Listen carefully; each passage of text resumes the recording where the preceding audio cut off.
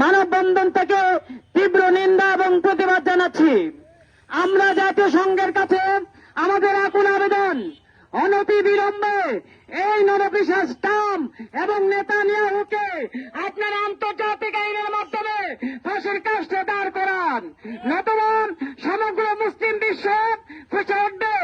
যদি মুসলমানরা খেপে ওঠে তাহলে এই বিশ্ব ইহুদি খ্রিস্টানদের কোন অস্তিত্ব থাকবে না এবং রাখা হবে না। যারা বলেন ঠিক কিনা?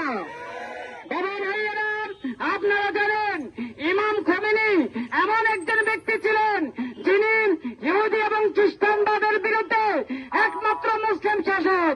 অন্যান্য শাসকও তারা যদিও নীরবতা পালন করেছে এই ইহুদি এবং ইসরায়েলের আগ্রাসনবাদের বিরুদ্ধে, কিন্তু ইমাম খোমেনি দায়িত্বহীন করতে তাদের বিরুদ্ধে অবস্থান করেছে, যার জন্য আমেরিকা এবং ইসরায়েল তারা মিলে যৌথভাবে আমাদের মুসলমানদের একটি পবিত্র মাস মাহে রমজান, এই পবিত্র মাসে আমাদেরকে রক্তের সাগরে তারা আমাদেরকে কান্নার সাগরে দুঃখের সাগরে ভাসিয়ে দিয়েছে।